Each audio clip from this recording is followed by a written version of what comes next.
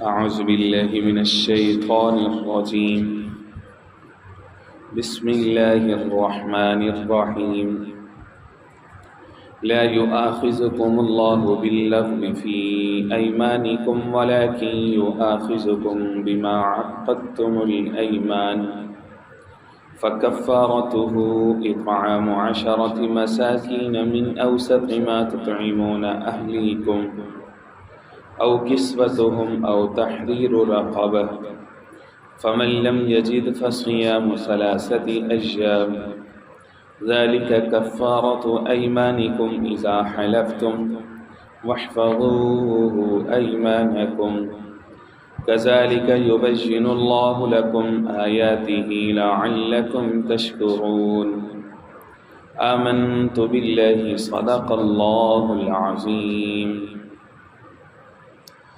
بر انتہائی واجب الاحترام، قابل صد احترام بزرگ بھائی اور نوجوان ساتھیوں، آج کے درس میں قرآن مجید کتاب حکمت کی سورہ نمبر 5 سورۃ المائدہ کی فقط ایک آیت مبارکہ، آیت نمبر 89 یہ شامل ہے،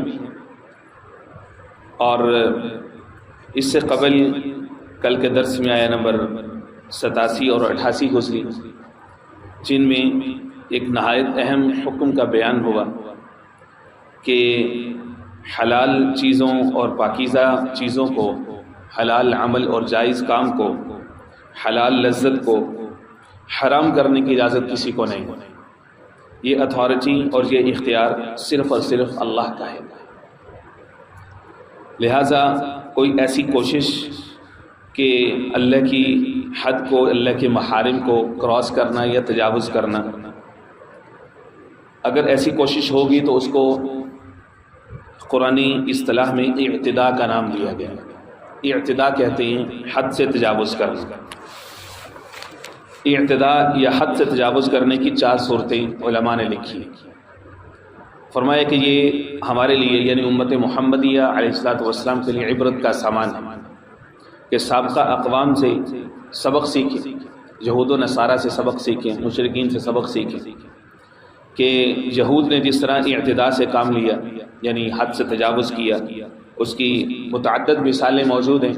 یہ سورہ مائدہ، سورہ بقرہ، جگہ جگہ پر جو ہے وہ ان کی اعتداء کی متعدد مثالیں جو ہیں وہ موجود ہیں۔ اسی طرح جو نصارہ ہیں انہوں نے بھی اعتداء کیا یعنی حد سے بڑھے۔ وہ یہ تھا کہ جائز لذتیں، جائز ضروریات، جائز خواہشات، ان کو بھی پورا نہ کرنا اور رہبانیت اختیار کرنا اور کنارہ کشی اختیار کرنا، تو فرمایا کہ یہ بھی جو ہے وہ جائز نہیں ہے۔ اسی طرح سے مشرکین مکہ جو ہیں وہ ان کا طریقہ یہ تھا کہ خود بخود انہوں نے کئی سارے جانوروں کو اپنے اوپر حرام کیا ہوا تھا جن کو اللہ نے حلال کیا۔ آگے یہ سورہ مائدہ کی چند آیات کے بعد آگے اس کی صورتیں آ رہی ہیں۔ صائبہ، وسیلہ، جانوروں کے مختلف نام دیے ہوئے تھے انہوں نے۔ اسی طرح سے 7ویں پارے میں، 8ویں پارے میں سورہ انعام ہے، اس کے اندر کچھ جانوروں کا تذکرہ آئے گا انہوں نے اپنے اوپر خامخواہ سے حرام کیے ہوئے تھے۔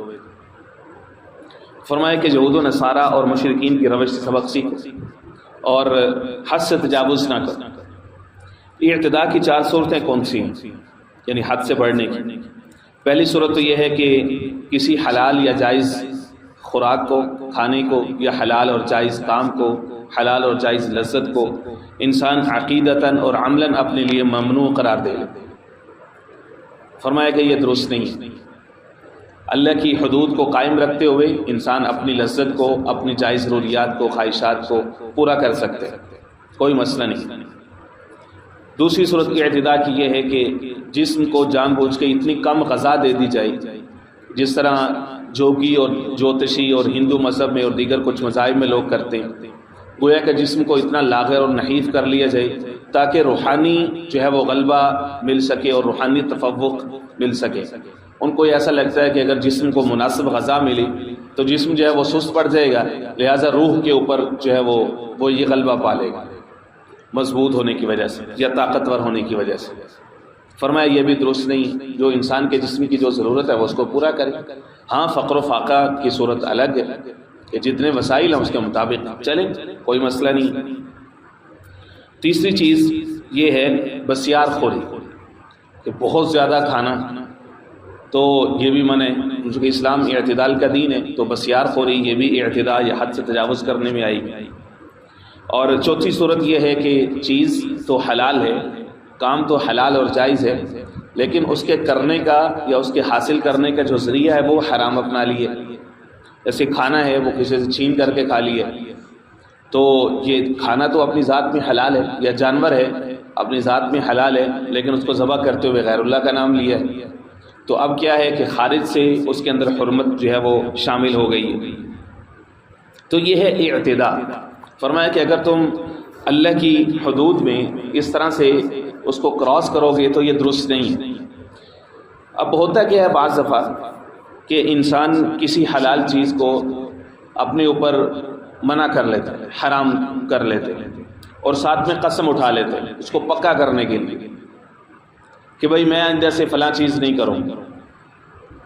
تو فرمایا کہ کیا اس کی کوئی پنشمنٹ، پینلٹی یا اس کا کوئی کفارہ وغیرہ بھی ہے کہ نہیں؟ یہ اس کا سمجھ لیجیے کہ 1.1 ہے جو کہ آج کے اس درس میں شامل ہے نمبر 89 کے اندر۔ فرمایا کہ ہاں اس کا کفارہ ہے، اس کی ایک پنشمنٹ ہے، لیکن ہر ایک قسم کی نہیں ہے۔ قسم کی جو ہے وہ مختلف اقسام ہیں۔ یہ آیا جو ہمارے زیر مطالعہ ہے آیا نمبر 89 سورہ مائدہ سے، اگر ہم اس کے ساتھ سورہ بقرہ کی آیا نمبر 225 ملا لیں، دوسرے پارے کے اندر موجود ہے، اس کا بھی تقریباً شروع والا حصہ بعینی ایسا ہی ہے۔ لا یؤاخذکم اللہ باللغو فی ایمانکم، یہاں پر بھی یہی ہے، لا یؤاخذکم اللہ باللغو فی ایمانکم۔ وہاں پر آگے ہے ولکن یؤاخذکم بما کسبت قلوبکم، یہاں پر ہے ولکن یؤاخذکم بما عقدتم الایمان۔ علماء نے ان دونوں آیات کی روشنی میں اور احادیث مبارکہ کی روشنی میں جو قسم ہے اس کی 3 اقسام بیان کی کہ آدمی عام طور پر 3 طرح کی قسمیں اٹھاتے ہیں، اور ان تینوں طرح کی قسموں کا حکم بھی ڈیفرنٹ ہے۔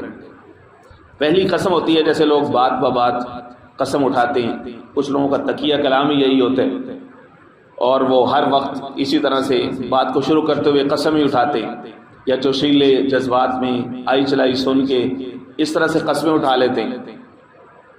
تو فرمایا کہ یہ چیز درست نہیں ہے، اس سے بچنا چاہیے، لیکن یہ ہے کہ اس پر کوئی کفارہ نہیں ہوتا۔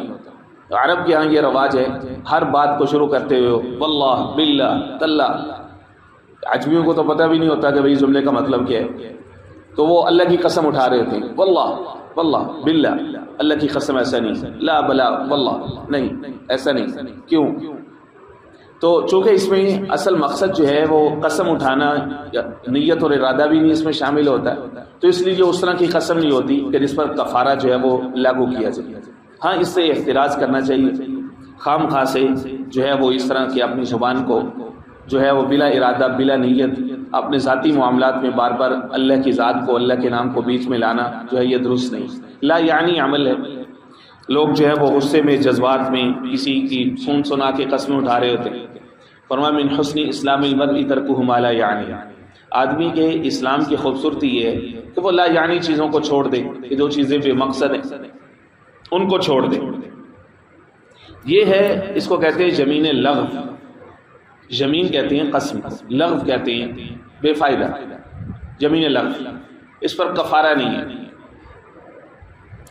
دوسری صورت اس کو کہتے ہیں جمین غموس، جمین غموس کہتے ہیں یعنی قسم کی ایسی قسم جو انسان ماضی کے کسی معاملے میں کھاتا ہے، مثلا اس نے ماضی میں کوئی کام ہوا تھا یا کسی اور نے کیا تھا یا اس نے کیا تھا، اور اب اس سے اس کا تذکرہ کر رہے، اس کو رپورٹ کر رہے اور قسم اٹھا کے کر رہے، اور اس کی قسم خلاف واقع ہے، ثابت ہو جاتا ہے کہ فلاں کام پر اس نے جھوٹی قسم کھائی تھی، وہ تو کام ہوا ہی نہیں ہے، یا وہ کام کسی نے کیا ہی نہیں ہے، ایویں کسی کے بارے میں قسم اٹھا کے کہہ دیا فلاں بندے نے تو ایسا کیا تھا، حالانکہ اس نے ایسا کیا ہی نہیں تھا۔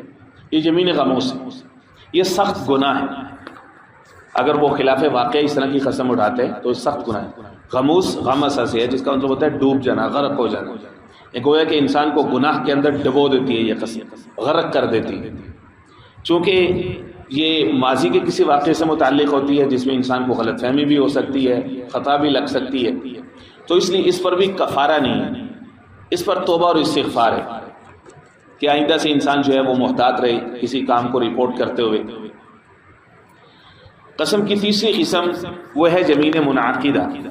یہاں پر جو لفظ موجود ہے نا عقدتم الایمان، لا یؤاخذکم اللہ باللغو فی ایمانکم، اللہ تم سے مؤاخذہ نہیں کرتا لغو معاملے پر، فی ایمانکم جو تمہاری اپنی قسموں کے اندر شامل ہو جائے یعنی یمین لغو، ولکن یؤاخذکم بما عقدتم الایمان، لیکن مؤاخذہ کرتا ہے تمہارا اس پر جو تم قسموں کو پکا کر لیتے ہو، عقد کر لیتے ہو. تیسری قسم یہاں سے نکالی ہے یمین منعقدہ. منعقدہ کا مطلب یہ ہوتا ہے کہ مستقبل کے کسی کام کے اوپر قسم اٹھانا، کہ انسان جو ہے وہ یہ کہے کہ قسم اٹھا کے کہے کہ میں نے فلاں کام کر لینے، یا فلاں کام جو ہے وہ ایسا ہو جائے گا، یا میں ہرگز فلانا کام نہیں کروں گا، قسم کے ساتھ اٹھا لیا منعقد. اب جو اس نے قسم اٹھائی ہے اس کی دو صورتیں، یا تو کسی حلال اور جائز کام کے اوپر اس نے قسم اٹھائی ہے کہ فلاں کام میں فلاں چیز نہیں کھاؤں گا، یا فلاں حلال کام نہیں کروں گا. جیسے سورہ بقرہ کے اندر جو صورت موجود ہے کہ لوگ کیا ہے کہ صلح کروائی، دو لوگوں کے درمیان، دو پارٹیوں کے درمیان صلح کروانے کی کوشش کی تو وہ نہیں ہو سکی، تو اب جو ہے وہ قسم اٹھا دی کہ آئندہ سے میں تمہارے معاملے میں نہیں آؤں. ایک جائز کام کو اپنے آپ کو باز رکھنا اس سے، حلال اور جائز کام کو. فرمایا کہ اگر تو حلال اور جائز کام سے اپنے آپ کو باز رکھے تو اب اس صورت میں اس پر واجب ہے کہ اس قسم کو توڑے، کیونکہ حلال کو حرام اپنے اوپر تو کر نہیں سکتا، اس قسم کو توڑے اور اس کا کفارہ ادا کرے، جس کا تذکرہ بھی آ رہا ہے اسی آیا کے آخر 1.2. اور اگر وہ کسی حرام کام کے اوپر اس نے قسم اٹھائی دی کہ فلاں حرام کام میں ضرور کروں گا، لوگ اس طرح سے قسم اٹھا لیں، تو اب جو ہے وہ اس سے بچنا لازم ہے، اس پر واجب ہے. اللہ کی نافرمانی کے اوپر قسم، یہ تو گناہ در گناہ ہے، تو اب بھی قسم کو توڑے گا اور اس پر جو ہے وہ کفارہ ادا کرے. ہاں اگر کسی جائز کام کے کرنے کے اوپر اس نے قسم اٹھائی تھی کہ فلاں کام میں ضرور کروں گا، تو اب اس کو چاہیے کہ وہ اس کو ہر حال میں کرنے کی کوشش کرے اور اس سے جو ہے وہ باز نہ رہے. لا یؤاخذکم اللہ باللغو فی ایمانکم، فرمایا کہ اللہ تمہارا مؤاخذہ نہیں کرتے لغو باتوں میں، فی ایمانکم جو تمہاری قسموں میں آ جاتی ہیں، ولیکن یؤاخذکم لیکن اللہ تمہارا مؤاخذہ فرمائیں گے، بما عقدتم الایمان اس پر جو تم قسموں کو پکا کر لیتے ہو، باندھ لیتے ہو. عقدتم کا جو لفظ ہے یہ عقدہ سے نکلا ہے. عقد کا لفظ باندھنے کے معنی میں آتا ہے، گرہ لگانے کے معنی میں آتا ہے. جیسے ہمارے ہاں عقد نکاح بولا جاتا ہے، نکاح کا عقد، کہ اس میں بھی ایک مرد اور ایک عورت کی آپس میں گرہ لگائی جاتی ہے کہ پوری زندگی میں کے لیے اب یہ ایک دوسرے کے ساتھی بنیں گے، تو اس لیے اس کو عقد نکاح کہا جاتا ہے. قرآن مجید کی اسی سورہ کے شروع میں اللہ رب العزت نے فرمایا یا ایھا الذین آمنوا اوفوا بالعقود، اے لوگوں اپنے عقدوں کو، اپنے جو ایگریمنٹس ہیں، معاہدات ہیں، دو پارٹیاں کسی چیز پہ ایگری کر جاتی ہیں تو ان کو پورا کیا کرو. تو اصل میں عربی میں عقد کسی بھی طرح کے عقد کو کہہ دیتے ہیں. ہمارے ہاں تو صرف ہم عجمی لوگ ہیں عقد نکاح سے واقف ہوتے ہیں بس، اس کے علاوہ باقی جو عقد کی قسمیں ہیں یا عقد مختلف مواقع پر جو بولا جاتا ہے ہم اس سے ان نون ہوتے ہیں، اجنبی ہوتے ہیں. ایک شخص جو سعودی عرب سے چھٹی پہ آیا ہوا تھا، تو اب جو ہے وہ اس کے پیچھے انہوں نے ای میل لکھ دی کہ بھائی اپنا جو معاملہ ہمارے ساتھ چل رہا ہے، جو ایگریمنٹ ہے اس کو، اس عقد کو رینیو کرو. اب وہ بیگم صاحبہ نے اس خط کو دیکھ لیا، اس کے اوپر عقد کا لفظ لکھا ہوا تھا، تو اس نے صاحب کو پکڑ لیا، ہاں جی یہ کدھر سے عقد کر کے آئے ہیں، یہ کیا ارادہ ہے، یہ کیا عقد کا لفظ. اس کو بتایا اللہ کی بندی یہ عقد جو ہے یہ عقد نکاح والا نہیں ہے، یہ عقد سے مراد ہے دو پارٹیوں کے بیچ میں کوئی ایگریمنٹ ہو رہے ہیں. تو فرمایا ولیکن یؤاخذکم بما عقدتم الایمان، جو تم قسموں کو جو باندھ لیتے ہو، ارادہ کر لیتے ہو، تو اس پر تمہارا مؤاخذہ ہے. اب وہ کیا ہے؟ فرمایا فکفارتہ اطعام 10 مساکین، اس کا کفارہ یہ ہے اطعام 10 مساکین، 10 مسکینوں کو کھانا کھلانا، من اوسط ما تطعمون، درمیانے درجے کا، ماڈریٹلی ایوریج نکال کے، ما تطعمون جو تم کھلا سکتے ہو، اہلیکم اپنے گھر والوں کو جس طرح سے تم کھانا کھلاتے ہو اسی طرح کا درمیانہ کھانا تم کھلاؤ گے. او کسوتہم، یا پھر ان کو 10 مساکین کو کپڑے پہناؤ گے، یعنی دونوں میں سے کوئی ایک چوائس کر لو، کپڑے پہنا دو یا ان کو 10 مسکینوں کو کھانا کھلا دو. کفارے کا جو لفظ ہے یہ کفر سے نکلا ہے. کفر کا مطلب ہوتا ہے ڈھانپنا یا چھپانا. یہ جو ہم کافر کہتے ہیں وہ بھی اصل میں اس کا مطلب یہی ہوتا ہے کہ وہ ساتر ہے، ڈھانپنے والا ہے، کہ اس کو حق بات کی، ہر انسان کے اندر ان نیٹ اللہ رب العزت نے حق اور سچ کی سینس رکھی ہے ہر ایک کے اندر. فَأَلْهَمَهَا فُجُورَهَا وَتَقْوَاهَا وَهَدَيْنَاهُ النَّجْدَيْنِ. ہر شخص کو دو راستے بتا دیے گئے. ہر انسان کے اندر جو ہے وہ سینس موجود ہوتی ہے. اب جو کافر ہوتا ہے وہ لا علمی کی وجہ سے، جہالت کی وجہ سے، تعصب کی وجہ سے، ضد کی وجہ سے، نفس کی خواہش کی وجہ سے، اب وہ اس حق کے اوپر پردہ ڈال کے رکھتا ہے، اس کو چھپا کے رکھتے ہیں، تو اس کا اقرار نہیں زبان پہ لاتا، عمل ویسا نہیں کرتا، اس لیے اس کو کہتے ہیں کافر. تو یہیں سے یہ لفظ کفارہ ہے کہ انسان سے جو کوئی ایکٹ سرزد ہوا ہے، کوئی ان اپروپریٹ، کوئی ایسا عمل یا شریعت میں جو منع تھا، اللیگل کوئی کام اس سے سرزد ہوا ہے، تو یہ جو پنلٹی ہے یا کفارہ ہے، یہ اس کو چھپا دیتے ہیں. فرمایا کہ کفارہ یہ ہے اطعام 10 مساکین. اطعام کہتے ہیں کھانا کھلانا یا کھانا دے دینا، یعنی چاہے تو پاس بٹھا کے 10 مسکینوں کو کھانا کھلا دیں، چاہے مساکین کو الگ الگ ان کی ضرورت کے مطابق، مطلب ایک شخص کی ایک دن کی 2-2.5 سیر گندم، یہ تقریباً اتنی خوراک ہے، صدقہ فطر کی مقدار، ٹھیک ہے، تو اتنے پیسے جو ہے وہ اس طرح سے پر مسکین ہر ایک کو جو ہے وہ دے دیا جائے، یا سب کو پاس بٹھا کے کھانا کھلا دینا پکا کے، تو یہ اور احسان ہے، یہ بھی ٹھیک ہے. یا پھر یہ ہے او کسوتہم، ان کو درمیانے درجے کے جو ہے وہ کپڑے پہنا دے دینا موسم کے حساب سے. اگر سردیوں میں قسم ٹوٹی ہے، سردیوں میں کفارہ دے رہے ہیں تو ذرا موٹے کپڑے، گرمیوں میں دے رہے ہیں تو ذرا ہلکے کپڑے، جیسا بھی. او تحریر الرقبہ، دوسری آپشن یہ ہے کہ غلام کو آزاد کر. تحریر الرقبہ، تحریر یہ حر سے ہے، حر کہتے ہیں آزاد کو، تو تحریر کہتے ہیں آزاد کرنا، باب تفعیل سے ہے. رقبہ، رقبہ عربی میں کہتے ہیں گردن کو، تو گردن سے مراد پورا انسانی ہوتا ہے عربی کے اندر، اور ہر زبان کے اندر فصاحت کا یہ انداز ہوتا ہے کہ جز بولا جاتا ہے لیکن اس سے مراد کل ہوتا ہے، یعنی گردن بولی تو گویا کہ پورا انسان ہی مراد ہے. تو فرمایا کہ گردن کو آزاد کرنا یا غلام کو آزاد کرنا. یاد رکھ لیجئے ایک لائٹر نوٹ کے اندر کہ دین اسلام جو ہے یہ آزادی کا دین ہے، انسانی اور شخصی آزادی پر سب سے زیادہ جو زور دیتا ہے وہ دین اسلام زور دیتا ہے. آج سے 30 سال قبل جرمن کے اندر ایک نمائش ہوئی بکس کی، اس کے اندر ایک کرسچین وومن، ایک عورت جو کہ اسکالر تھی، عیسائی عورت تھی، وہ 3000 کتابیں اکٹھی کر کے لائی، اور وہ 3000 کتابیں ساری کی ساری ایک شخصیت کے اوپر تھی. لوگ حیران ہو گئے کہ ایک شخصیت کے اوپر تم 3000 کتابیں لے کر کے آ گئے، یہ کیسے؟ اس نے کہا یہ شخصیت دیکھو کتنی قیمتی ہے. یہ شخصیت کون ہے؟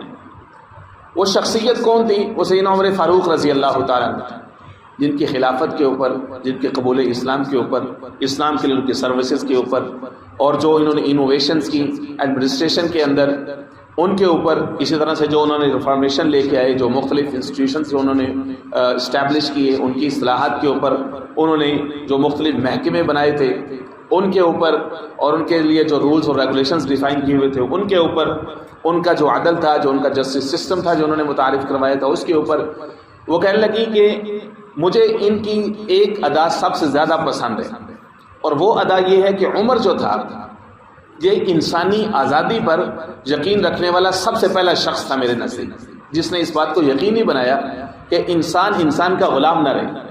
اس نے کہا کہ یہ 20ویں صدی چل رہی ہے، اس کے اختتام میں انسانیت کو سب سے بڑا چیلنج یہ ہے کہ دنیا بھر کی جتنی طاقتور اقوام ہیں وہ کمزور اقوام کو غلام بنا کر کے رکھتی ہے، اور چیلنج یہ ہے کہ انسان کی آزادی کو، شخصی آزادی کو کیسے یقینی بنایا جائے. اور میرا یہ ماننا ہے کہ آپ اس کو ہر ملک کے، ہر نیشن کے سلیبس میں شامل کر لیجیے عمر فاروق کے عدل کو، تو انسانوں کو اس بات کی پوری سینس اسٹیبلش ہو جائے گی کہ بھائی انسان کا غلام نہیں بنانا چاہیے، بلکہ جو ہیومن رسپیکٹ ہے، ڈگنیٹی ہے، اس کو پورا انشور کرنا چاہیے. تو وہ اس بات سے متاثر تھے. دین اسلام ایسا دین ہے، اب دیکھیں کہ جتنے طرح کے کفارے ہیں یا سزائیں مختلف معاملات کے اندر دی گئی ہیں، ان سب کے اندر تحریر الرقبہ کے الفاظ آپ کو ملیں، یعنی گردن کو آزاد کرنا یا غلام کو آزاد کرنا. قتل خطا کا کفارہ ہے سورہ نساء کے اندر، اس میں رب العزت نے فرمایا ومن قتل مؤمنا خطأ فتحریر الرقبہ، غلام کو آزاد کر دے اگر قتل خطا انسان سے سرزد ہو گیا ہے. اسی طرح سے کفارہ ظہار ہے سورہ مجادلہ پارہ نمبر 28 میں، وہاں پر فرمایا الذین یظاہرون من نسائہم ثم یعودون لما قالوا فتحریر الرقبہ.